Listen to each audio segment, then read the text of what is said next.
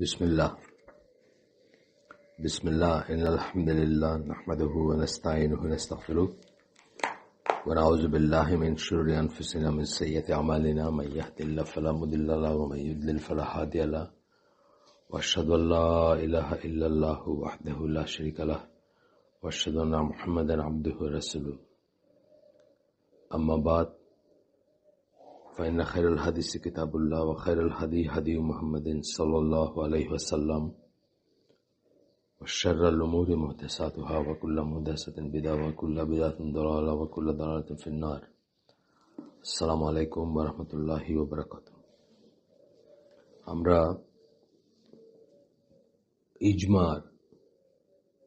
ইজমা যে একটা দলিল, ইজমা যে একটা অথরিটি, ইজমা যে একটা বিচার, মানে ইজমা যে কোনো ব্যাপারে রায় দেওয়ার বা কোনো ব্যাপারে সিদ্ধান্তে পৌঁছার একটা অথরিটি বা একটা দলিল হতে পারে কোরআন সুন্নাহর পরে, সেটা নিয়ে আমরা পড়াশোনা করতেছিলাম। তো কোরআনের দলিলগুলো আমরা দেখছি গতদিন, সুন্নাহর দলিলগুলো কিছু দেখছি। যেটুকু দেখছি তারপর থেকে আমরা আজকে দেখব ইনশাআল্লাহ। আমরা যেটুকু দেখছি সেটা ছিল যে দুইটা হাদিস দেখছি। প্রথমটা ছিল যে ভুলের উপর একত্রিত হবে না। আল্লাহ রসুল বলছেন তার উম্মত ভুলের উপর একত্রিত হবে না। দ্বিতীয় হাদিস থেকে আল্লাহ রসুল সাল্লাল্লাহু আলাইহি ওয়াসাল্লাম বলছেন যে আল জামাত থেকে যারা সরে যাবে তারা তাদের জাহিলিয়াতের মৃত্যু। এখানে আল জামাত বলতে আমরা আগের দিন ভেরিফাই করছি, আল জামাত বলতে যার উপর আল্লাহ রসুল এবং তার সাহাবীরা ছিলেন সেটা বোঝানো হয়েছে। এবং সেই মেথোডোলজি, এখন স্ট্রাকচারাল জামাত নাই, কিন্তু সেই মেথোডোলজির কথা বোঝানো হচ্ছে বা বোঝানো হবে। আচ্ছা, এরপরের যে দলিলটা সেটা হাদিস থেকে আসছে, সেটা আমরা দেখবো আজকে। সেটা গতদিন দেখি নেই আমরা। সেটা হচ্ছে যে আমার a group of my nation shall continue to be established upon the command of Allah. আমার উম্মার একটা দল বা একটা গ্রুপ, একটা সমষ্টি আল্লাহর আদেশের উপর, অর্থাৎ আল্লাহর রাস্তার উপর বা সিরাতুল মুস্তাকিমের উপর থাকবে বা সঠিক পথের উপর থাকবে। They will not be harmed by those who abandon them. যারা তাদেরকে ছেড়ে যাবে তারা তাদের কোনো ক্ষতি করতে পারবে না। or differ from them. এবং তাদের সাথে যারা মতবিরোধ করবে তারাও বা ভিন্ন মত পোষণ করবে তারাও তাদের কোনো ক্ষতি করতে পারবে না। until the command of Allah comes. যতক্ষণ আল্লাহর আদেশ না আসে, অর্থাৎ কিয়ামতের কথা বোঝানো হচ্ছে বা শেষ আসতেছে, শেষ সময়ের কথা বলা হয়েছে। and they are victorious over the people. এবং তারা ইসেদের উপর বিজয়ী থাকবে, অন্যান্য মানুষের উপর বিজয়ী থাকবে। এখানে বিজয়ের কথাটা মানে আমি আগেও বলছি বা এখন বলতেছি, এখানে বিজয়ের কথাটা মানে কিন্তু না যে মানে তারা যুদ্ধে জিতে ফ্ল্যাগ স্থাপন করে বিজয়ী, সেটা আসতেছে না। বিজয়ী এখানে মিনিং হচ্ছে যে তাদেরকে কেউ এই পথ থেকে বিচ্যুত করতে পারবে না বা এখান থেকে ডেভিয়েটেড করতে পারবে না। তারা হয়তো মরে যাবে কিন্তু তবুও তারা বিচ্যুত হবে না। আচ্ছা, এরপরে একটা হাদিস আসতেছে যেখানে আল্লাহ রসুল সাল্লাল্লাহু আলাইহি ওয়াসাল্লাম বলেন, whoever wants the comfort of paradise, যে জান্নাতের কমফোর্ট, সুখ শান্তি চায়, let him stick to the congregation. সেই জন্য জামা দিয়ে আবারও কিন্তু ওই একই শব্দ ইউজ করলেন আল্লাহ রাসূল সাল্লাল্লাহু আলাইহি ওয়াসাল্লাম। সেই জন্য জামাতের সাথে লেগে থাকে, অর্থাৎ মেইন স্ট্রিম আহলুস সুন্নাহ ওয়াল জামা, তাইফা মানসুরা, ফিরকাতুন নাজিয়া, এই সমস্ত কথা দিয়ে যা বোঝায় আহলুস সুন্নাহ ওয়াল জামা, আহলুল হাদিস, আহলুল আসার, সব একই কথা যে আল্লাহ রাসূল এবং তার সাহাবীরা যে পথের উপর ছিলেন, যে আকীদার উপর ছিলেন, যে মানহাজের উপর ছিলেন, সেটার কথা বলতেছেন। সেই যেন let him stick to the congregation, সেই জন্য আল জামাতের সাথে লেগে থাকে।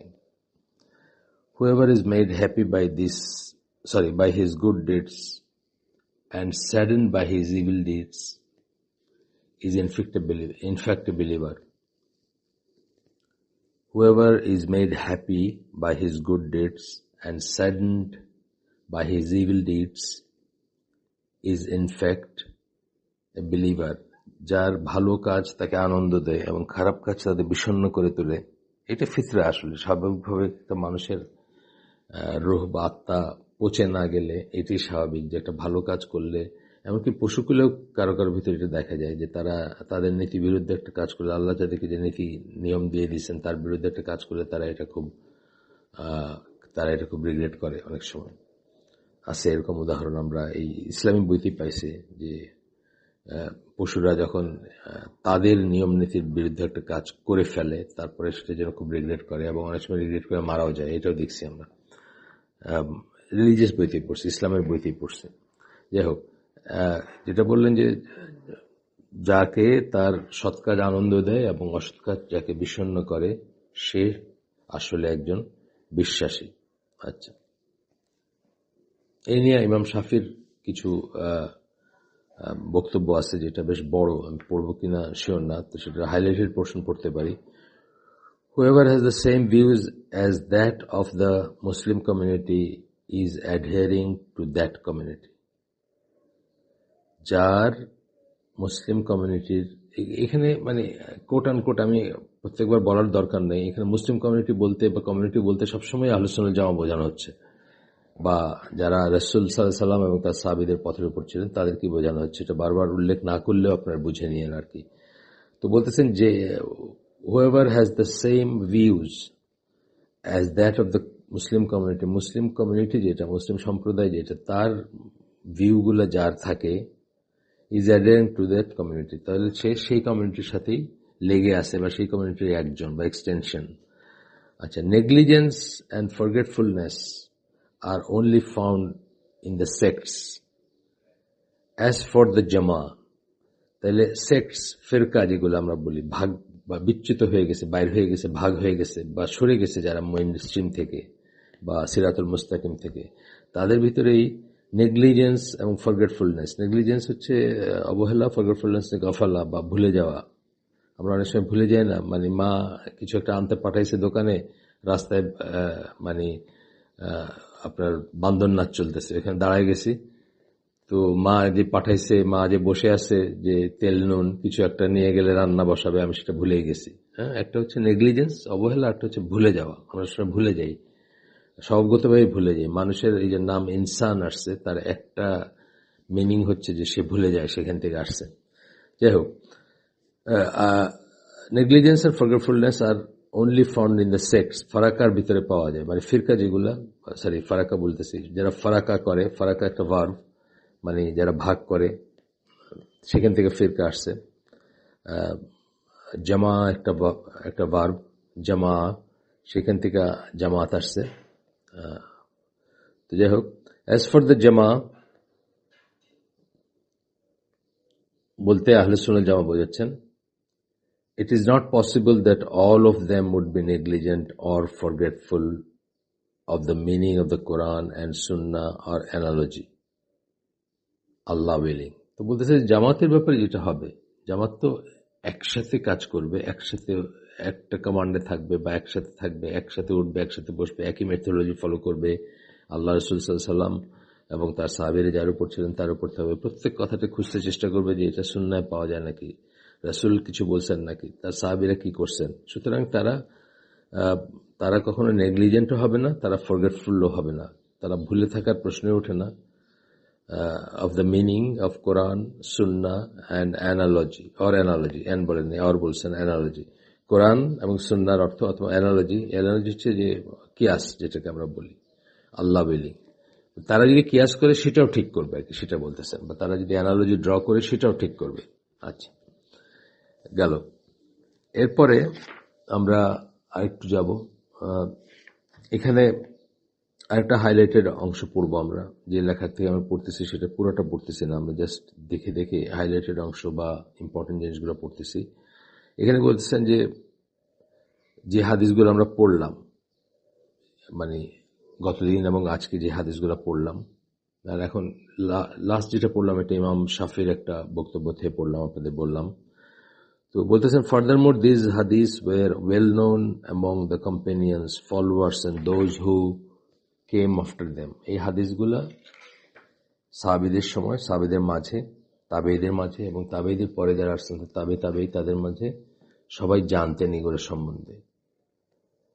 They adhered to these hadiths in affirming the place of consciousness. তারা এই হাদিসগুলোর সাথে এই হাদিসগুলোর অনুশীলন করতেন বা এগুলো মেনে চলতেন, এগুলোর সাথে লেগেছিলেন। In affirming the place of consensus, ইজমার ব্যাপারে, ইজমার দলিল হিসাবে এই হাদিসগুলোকে নিতেন বা এগুলোর থেকেই তারা ইজমাটাকে একটা অথরিটি মনে করতেন, যতদিন পর্যন্ত না ওই নাম দিয়েছেন কিছু যে মুতাজিলাদের মতো লোকরা অ্যাপিয়ার করছে। মুতাজিলারা মানে যারা যুক্তিবাদী, শুধুমাত্র যুক্তির উপর করত অথবা যুক্তিতর্কের উপর নির্ভর করত অথবা সেটাকে প্রাধান্য দিত টেক্সটের উপরে, তাদের আবির্ভাব যতদিন না হয়েছে ততদিন পর্যন্ত এগুলা কোনো ইসের ব্যাপার, বিতর্কের ব্যাপার ছিল না বা কারো ভিতর কোনো এগুলো নিয়ে কোনো ছিল না, সন্দেহ ছিল না। কোনগুলো নিয়ে? কনসেনসাস বা ইজমা যেটাকে বলি, অর্থাৎ আহলে সুন্নাত জামার স্কলারদের অথবা আহলে সুন্নাত জামার ইন জেনারেল ইজমা, সকলে যদি মনে করে যে একটা জিনিস এরকম হওয়া উচিত বেসড অন কোরআন এন্ড সুন্নাহই, হয়তো স্পষ্টভাবে সেটা সম্বন্ধে কিছু বলার নাই কোরআন সুন্নাহয় বা কোরআন সুন্নাহতে একদম স্পেসিফিক্যালি নাম ধরে কিছু বলা নাই, কিন্তু তারা কোরআন সুন্নাহর দলিলের ভিত্তিতে মনে করলো যে এটাই কারেক্টই, তখন কি হবে? সেই ইজমাটার কথা বলা হচ্ছে যে তখন যে ঐক্যমত্য যেটা হবে সেটা ইটসেলফ একটা দলিল। আমি আপনাদেরকে উদাহরণ দিচ্ছি আগের দিন, আবারও বলতেছি যে যেমন কোরআন কম্পাইল করার ব্যাপারে, কোরআনকে একটা বই আকারে মুসাফ আকারে কালেক্ট করার ব্যাপারে সাহাবীদের ইজমা হয়েছিল বা আহলে সুন্নাত জামার যারা ইমাম তাদের ইজমা হয়েছিল। তখন যারা বেঁচে ছিলেন, আবু বকর রাদিয়াল্লাহু আনহু বেঁচে ছিলেন, ওনার সময় বই হয় নাই অবশ্য, বাট একসাথে করা হয়েছে, জড়ো করা হয়েছে। তো ওমর রাদিয়াল্লাহু আনহু বেঁচে ছিলেন, তাদের ভিতরে ইজমা হয়েছে, তারা ডিসাইড করছেন যে এই কাজটা ইসলামের জন্য, কোরআন সুন্নাহর আলোকেই ইসলামের জন্য, কোরআনকে সংরক্ষণের জন্য প্রয়োজনীয়, এবং সবাই সেটা এগ্রি করছেন। সুতরাং এটা একটা দলিল যে এই কাজটা জায়েজ। একটা জাস্ট উদাহরণ দিয়েছিলাম আপনাদেরকে আগের দিনও বলছিলাম, আবার বললাম জাস্ট মনে করায় দেওয়ার জন্য। আচ্ছা, এরপরে বলতেছেন যে clarification that following the consensus is not a form of তাকলিদ। এখন আসতেছেন যে কনসেনসাস মানে ইজমা ফলো করাটা কিন্তু দর্শনীয় তাকলিদ, যেটা বা যে তাকলিদকে আমরা অ্যাভয়েড করতে চাই বা বলতে চাই যে তাকলিদ পারতপক্ষে কারো করা উচিত না। আল্লাহ যাকে ক্ষমতা দিচ্ছেন অথবা আল্লাহ যাকে জ্ঞান দিচ্ছেন বা যার উপায় আছে তার তাকলিদ করা উচিত না, এই যে কথাটা আমরা বলি, এবং বলতে গিয়ে আমরা তাকলিদটাকে সাধারণভাবে দোষণীয় মনে করি, এক্সেপশন ছাড়া, এরকম কেসগুলো ছাড়া। অন্ধ অনুকরণ করবে না মানুষ, সে আলেমদের কাছে যাবে জিজ্ঞেস করার জন্য, সেটাও তাকলিদ না, সেটাও দোষণীয় তাকলিদ না। আমরা এটা দেখছি, যখন সে জানে না সে যাবে। কিন্তু তা সত্ত্বেও এমনও হইতে পারে যে কোনো মানুষের জন্য হইতে পারে যে সে কিছুই জানে না এবং কোনো কিছুই ভেরিফাই করার তার নাই, তখন সে কি করবে? তখন সে তার জ্ঞান মতো তার চারপাশে যারা আছেন তাদের ভিতরে সবচেয়ে ভালো যাকে মনে করবে, যে আলেমকে অথবা যে আলেমকে সবচেয়ে সিনসিয়ার মনে করবে, সে তার কাছে যাবে, তার কাছে গিয়ে জিজ্ঞেস করবে যে এটা আমি কিভাবে করব বা এটা করণীয় কি। উনি যেটা বলবেন সেই অনুযায়ী সে কাজ করবে, যতক্ষণ না তাকে আল্লাহ তৌফিক দিয়েছেন যে সে নিজে একটা কিছু বুঝবে বা নিজে দলিল বুঝবে বা দলিল সহকারে কারো কাছে গিয়ে বুঝবে। তথাপি তার কারো কাছে গেলে, কারো তাকলিদ করলেও তাকে আপনার তাকলিদ যদি করেও সে, তথাপি তার দলিল খোঁজ করা উচিত বা দলিল বোঝার চেষ্টা করা উচিত, বা এখন না বুঝলেও তার সেই ক্যাপাবিলিটি অর্জন করার একটা চেষ্টা তার ভিতরে থাকা উচিত যে সে এক সময় দলিল বুঝবে, দলিল চাইবে মানুষের কাছে। সেই দলিল শুধু চাওয়ার কোনো মানে হয় না যদি দলিল না বোঝে একজন, যে দলিল কোনটাকে দলিল বলে কোনটাকে দলিল বলে না ইত্যাদি। যাই হোক, অনেক কথা এখানে, আমরা অত কথায় যাচ্ছি না। আমরা আসতেছি যে এখন যে সাবহেডিংটা পড়বো ছোট্ট করে, সেটা হচ্ছে যে কনসেনসাস বা ইজমা ফলো করাটা is not a form of তাকলিদ। এইটা ইটসেলফ একটা তাকলিদ না বলতেছেন, যে আহলে সুন্নাত জামার আলেমদের বা যারা এটা মানে মুজতাহিদ যারা গবেষণা করেন তাদের যদি একটা ব্যাপারে ইজমা হয়, সেই ইজমা ফলো করাটা নট এ ফর্ম অফ তাকলিদ। একটা অন্য ধরনের উদাহরণ দিই, মানে হঠাৎ মনে হলো যে ধরেন বাংলাদেশের চাঁদ দেখা কমিটি অথবা সৌদি আরবের চাঁদ দেখার কমিটি অথবা বাংলাদেশের যারা আলেম তাদের মিলে একটা আছে, একটা বডি আছে যারা এটার উপর গবেষণা করে যে চাঁদ দেখা গেছে কিনা, এবং তারপরে সেটার উপর একটা ঘোষণা দেয়। এই এই এই যে কমিটি বা এটাকে যে আমরা মানলাম, এই কনসেনসাস বা ইজমা হইল আলেমদের, এটাকে মানলাম আমরা, এটাও কিন্তু ব্লেমওয়ার্দি তাকলিদ না। কারণ এটা কোরআন এবং সুন্নাত থেকে আসছে যে যারা অথরিটিতে থাকবেন, সেটা যেখানেই হোক, যে অথরিটিতেই হোক, যারা অথরিটিতে থাকবেন তারা যেটা বলবেন সেই অনুযায়ী আমাদেরকে রোজা রাখতে হবে বা ঈদ করতে হবে, রোজা ভাঙতে হবে। এটা কেন তাকলিদ না বলতেছি, যে আপনি যদি এখন সৌদি আরবের হায়েস্ট অথরিটির কাছে জিজ্ঞেস করেন যে বাংলাদেশে আমি কিভাবে ঈদ করব, তারা কি বলবেন?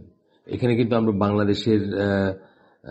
বাংলাদেশের কমন আলেমদেরকে মানতেছি বা অন্য ব্যাপারে মানি না, এই ব্যাপারে মানতেছি, এরকম কথাগুলো অনেকে বলে থাকেন, কিন্তু আসলে ব্যাপারটা তা না। আমরা যদি এখন সত্যি জিজ্ঞেস করি সৌদি আরবের হায়েস্ট অথরিটি যারা এইসব ব্যাপারে, ধরেন তাদের গ্র্যান্ড মুফতিকে যদি আমরা জিজ্ঞেস করি যে আমরা কি করে ঈদ করব বাংলাদেশে, সাথে সাথে ওনারা বলবেন যে আপনাদের লোকাল যে অথরিটি আছে, লোকাল যে বডি আছে, লোকাল যে কাউন্সিল আছে, অথবা লোকাল যদি কোনো কমিটি থাকে এই চাঁদ দেখার ব্যাপারে ডিসিশন নেওয়ার বা ই করার, আপনার সেটাকে তাদের কথা মতো রোজা রাখবেন বা ঈদ করবেন। এই একটা উদাহরণ বলতেছি, জাস্ট একটা উদাহরণ আমার মনে আসলো। এইখানে কিন্তু এই মতটা মেনে নিয়ে আপনি তাকলিদ করলেন না, এই মতটা মেনে নিয়ে আপনি আলেমদের যেখানে ইজমা হয়েছে সেটাকে মানলেন। আচ্ছা, তো আমরা দেখি তাকলিদ কথার মানে আমরা দেখছি আগে। এখন কয়েকটা পয়েন্ট ওয়াইজ দিয়েছেন, দুইটা পয়েন্ট, আসলে দুইটা পয়েন্টে আমরা একটু করে টাচ করব। যে ফলোয়িং কনসেনসাস বা ইজমা ফলো করা কিন্তু নট এ ফর্ম অফ তাকলিদ, এটা তাকলিদ না বা অন্ধ অনুকরণ না বা ব্লেমওয়ার্দি অনুকরণ না। আচ্ছা, এখানে কি বলছেন যে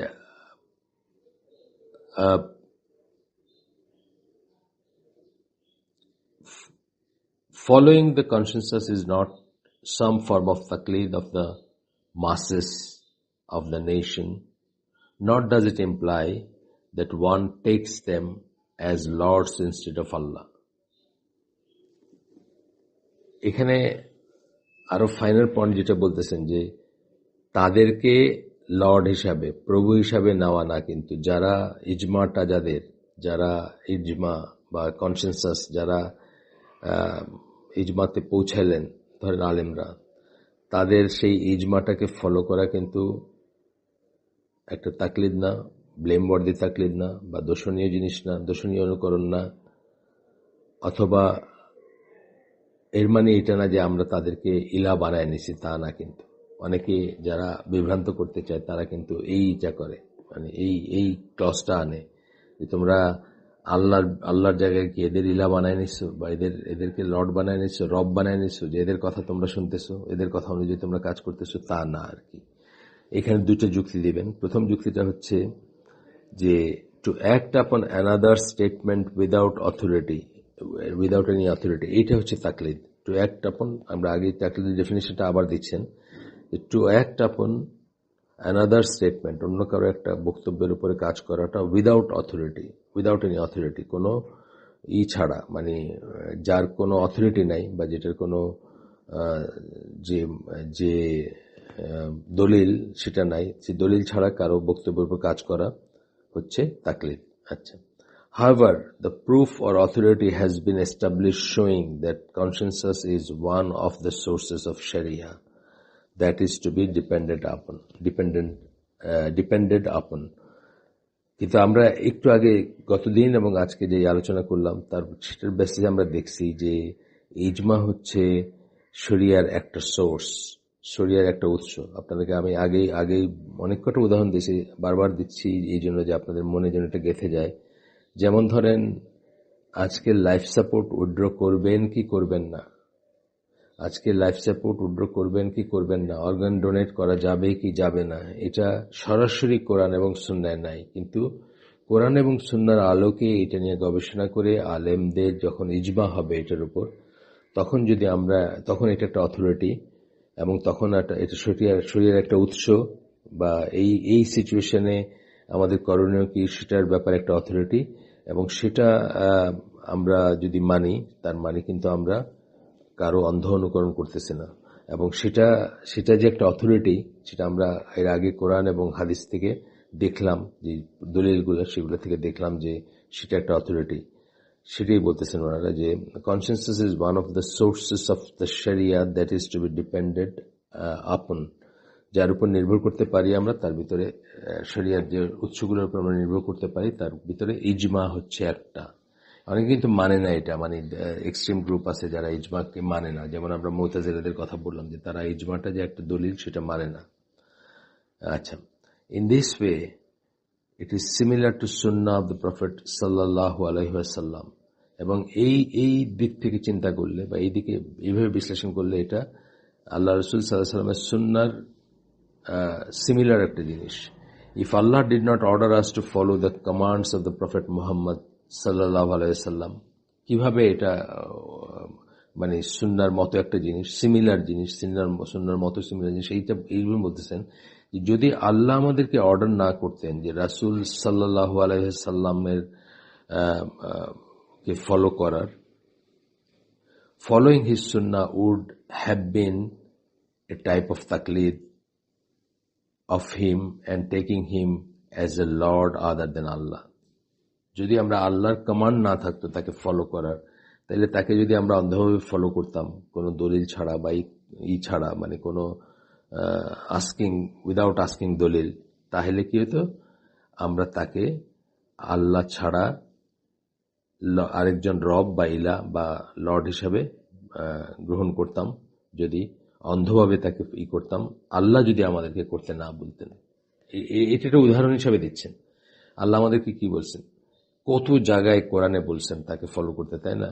এবং একটা জায়গায় বলছেন, আপনাদেরকে আগের দিন বলছি বা আগে বলছি, আগের দিন না হলেও আগে বলছি, একটা জায়গায় বলছেন যে তাকে মানলো সে আল্লাহকে মানলো, সূরা নিসার ৮০ নম্বর আয়াতে। এরপরে তাকে অন্ধভাবে যদি ফলো করেন বা তাকে দলিল না চেয়ে যদি ফলো করেন বা দলিল জানতে না চেয়ে বা কোথার থেকে এটা কিভাবে ফিক আসছে কি আসছে এসব না জেনে যদি ফলো করেন, সেটা ভুল করলেও কিন্তু সেটা আপনার উপর ব্লেম আসবে না। রাসূল সাল্লাল্লাহু আলাইহি ওয়াসাল্লামের কথা বলতেছে, মানে আপনি ভুল করছেন, আপনার আন্ডারস্ট্যান্ডিং এটা ভুল, কিন্তু আপনি তাকে ফলো করছেন, সেই ক্ষেত্রেও কিন্তু একটা আসবে না, আপনার উপর কোনো দোষ আসবে না। একটা উদাহরণ হচ্ছে যে ওই যে আল্লাহ রসুল সাল্লাল্লাহু আলাইহি ওয়াসাল্লাম নামাজের ভিতরে একদিন জুতা খুলে এক পাশে রাখছিলেন, সব সাহাবীরা সেটা দেখে তাদের জুতা খুলে সেই পাশেই রাখছেন, মানে যে সাইডে রাখার সেই সাইডে রাখছেন, রাসূল যে সাইডে রাখছেন সেই সাইডে জুতাটাকে রাখছেন। তো এটা নামাজের পরে রাসূল তাদেরকে জিজ্ঞেস করছেন যে তোমরা এরকম কেন করলা? আমাকে তো জিবরাইল আলাইহিস সালাম আমাকে ইনফর্ম করছেন যে আমার জুতার নিচে ময়লা আছে বা নাজাসা আছে, এই জন্য আমি জুতাটা খুলে রাখছি এক পাশে, তোমরা কেন রাখলা? যে আপনাকে করতে দেখছি তাই করলাম, মানে আপনি করছেন তাই করছি। এখানে রাসূল সাল্লাল্লাহু আলাইহি ওয়াসাল্লাম কিন্তু তাদেরকে তিরস্কার করেন নাই যে কেন তোমরা এরকম করলা। তার কারণ তারা যদি সেই জন্য করে থাকেন যে আল্লাহ রসুলকে অনুসরণ করতেছেন, তাহলে তাদের উপর কোনো ব্লেম নাই, যদিও জিনিসটার দরকার ছিল না। এই হচ্ছে সেন্সটা আর কি, যেটা আমি বোঝাতে চাচ্ছি আপনাদের। আচ্ছা, এরপরে বলতেছেন এটা একটাই যে এই একই যুক্তিতে, যেহেতু আমরা কোরআন সুন্নাহর দলিল দিয়ে দেখলাম যে কনসেনসাস বা ইজমা হয়ে, মানে মুসলিম উম্মাহ ইজমা হয়ে গেলে, সেটা উম্মাহ বলতে আমরা অফকোর্স বারবার বলতেছি যে সেটা আহলে সুন্নাহ জামাকে বোঝাবো আমরা, ইজমা হয়ে গেলে তখন সেটার উপরে আর সেটাকে দলিল হিসেবে নেওয়াটাকে আসলে তাদের ফলোইং না, এটা ফলো করা হচ্ছে কোরআন এবং সুন্নাহর একটা মূল নীতিকে। এটাই হচ্ছে এখানে মানে বক্তব্য, সোজা কথা। আর সেকেন্ড পয়েন্টটা হচ্ছে The consensus must be based on some verse or hadith from the Messenger of Allah. এই কনসেনসাসটা কোত্থেকে আসবে? কেন তাকলিদ না কনসেনসাস ফলো করা অথবা ইজমাকে ফলো করা বা ইজমাকে দলিল হিসাবে নেওয়া, কেন তাকলিদ না? সেই ইজমাটা আসলে কোরআন এবং সুন্নাহ, কোন কোরআন এবং সুন্নাহর উপর বেসড করেই আসে, এমনি এমনি আসে না। কোরআন এবং সুন্নাহর উপর বেসড করে আসে, বা কোনো আয়াতের উপর বেস করে আসে, বা কোনো ইসের উপরে, কোনো হাদিসের উপর বেস করে আসে। ইবনে তাইমিয়া এই সম্বন্ধে বলেন, one never finds an agreed upon point except that there have been some clarification from the Messenger of Allah sallallahu alaihi wasallam. এই কোন ক্লারিফিকেশন বা রাসূল সাল্লাল্লাহু আলাইহি ওয়াসাল্লামের কোন উক্তি, কোন কথা, কোন কাজের থেকে সূত্র গ্রহণ করা ছাড়া কিন্তু ইজমা হয় না। However, that may be obscure, or some people who, though are aware of the consensus on that issue and use it as a proof. তার মানে কিন্তু it may be obscure to some people. কারো কারো কাছে এই পয়েন্টটা ধরা নাও পড়তে পারে, কারো কারো কাছে এই পয়েন্টটা ধরা নাও পড়তে পারে। Who, though, are aware of the consensus on that issue and use it as a proof. আচ্ছা, কারো কাছে এটা হিডেন থাকতে পারে, কিন্তু তারা এই ব্যাপারে ইজমাটাকে দলিল হিসাবে গ্রহণ করে তারা সেই কাজটা করতে পারেন বা সেটা করে যেতে পারেন। সবার কাছে স্পষ্ট নাও হইতে পারে যে কোন দলিলের ভিত্তিতে এই ইজমাটা হয়েছে, কোন হাদিসটাকে তারা এই হিসাবে নিছেন, সেটা নাও হইতে পারে। যেমন দেখবেন, আপনি এইগুলো নিয়ে যদি পড়াশোনা করেন, যে দুটা তিনটা জিনিস আমি বললাম, লাইফ সাপোর্ট নিয়ে যদি দেখেন, তারপরে নিয়ে দেখেন, কি বলে, এই যে অর্গান ডোনেশন নিয়ে দেখেন, ইসলাম কিভাবে বা অন্য কোথাও, আপনি দেখবেন যে তারা কিন্তু এই হাদিসের বা ইসের কোন একটা হাদিস বা কোন একটা আয়াত বা কোন একটা ইকে বেস করেই কিন্তু তারা একমত হয়েছেন বা এক ঐক্যমতে পৌঁছেছেন। তো ঠিক আছে, আমরা আজকে এখানে শেষ করে দেই। আগামী দিন আমরা আজকে যেখানে শেষ করলাম এখান থেকে তাকলিদ এবং ইজতিহাদ নিয়ে আরো অল্প কিছু পড়বো, কারণ এটা একটু কনফিউজিং ব্যাপার। গতদিন আপনি দেখছেন, হয়তো গত প্রশ্নোত্তর সেশনে আপনি দেখছেন ডক্টর সাইফুল্লাহ কি বলছেন, যে যারা তাকলিদ করে তারা মুফতি হওয়ার যোগ্য না। এই কথা বলে উনি কি বলছেন, যে যারা অন্ধভাবে মাযহাব মানে, হানাফি ইনক্লুডেড, তাদের মুফতি হওয়ার যোগ্যতা নাই। বিকজ তাকলিদের নেচারটাই এমন যে এটা মানে যাকে তাকলিদ করতে হয় অথবা যাকে একেবারে অন্ধ মানে, যে মানে এইখানকার সবকিছু কারো কোনো মানুষের বা কোনো আলেমের বা কোনো ইমামের সবকিছু একবারে মানে কি বলবো, মানে প্রত্যেক ডট যাকে ফলো করতে হয় বা ফলো করেন যিনি, তার তো নিজস্ব ফতোয়া ডেরাইভ করার কোনো ক্যাপাবিলিটি নাই আসলে, বা কোনো চয়েসই নাই। সুতরাং উনি মুফতি হতে পারেন না। আপনি দেখে নিন, এই যে প্রশ্নোত্তর অনুষ্ঠানে ডক্টর সাইফুল্লাহ এটা নিয়ে ডিটেলস আলোচনা করছেন। যাই হোক, আমরা আগামী দিন আজকে যেখানে শেষ করলাম সেখান থেকে বাকিটুকু ইনশাআল্লাহ পড়বো। ইজতিহাদ নিয়েও কিছু কথা পড়বো। ইজতিহাদ সম্বন্ধে কিছু ভুল আছে, দুই সাইডে এক্সট্রিমিজম আছে। তাকলিদ নিয়ে বা তাকলিদের পক্ষে বা তাকলিদের সমালোচনা যেরকম এক্সট্রিমিজম আছে বা চরমপন্থা আছে বা এক্সট্রিম একটা পজিশন নিয়ে নেই আমরা অনেক সময়, ইজতিহাদের পক্ষেও আমরা ওইরকম বা ইজতিহাদের বিপক্ষেও আমরা ওই ধরনের এক্সট্রিম পজিশন নেই। আপনাদেরকে একটা ছোট্ট গল্প বলে আজকের আয়োজন শেষ করে দিচ্ছি। সেটা হচ্ছে যে আমি একদিন একটা ইসলামী সমাবেশে ছিলাম। সমাবেশ মানে ওই আর কি বলে, মুহাক্কিক লেখক গবেষকদের একটা ফোরামে ছিলাম। তো সেখানে একজন ভদ্রলোক, ইয়াং, জিন্সের প্যান্ট পরা, শার্ট পরা, চশমা পরা, উনি খুব ওইখানকার আলোচনায় খুব একটা ইন্টারেস্টেড না, কোথায় জানি এদিক ওদিক ঘোরাঘুরি করতেছেন। হঠাৎ করে আসলেন, এসে বললেন যে আপনার খুলে দেন ইজতিহাদের দরজা খুলে দেন। সবাই খুব অবাক হয়ে তাকাইল, আমিও অবাক হয়ে তাকাইলাম যে উনি ইজতিহাদের দরজা খোলা বলতে যেটা বোঝাইছেন যে উনিও একটা মতামত দিতে পারবেন এটার দরজা খোলা, অথচ উনি পেশায় একজন ডাক্তার এবং আমি বুঝলাম যে ওনার ইসলাম সম্বন্ধে বলতে গেলে কোনো ধরনের কোনো জ্ঞানই নাই।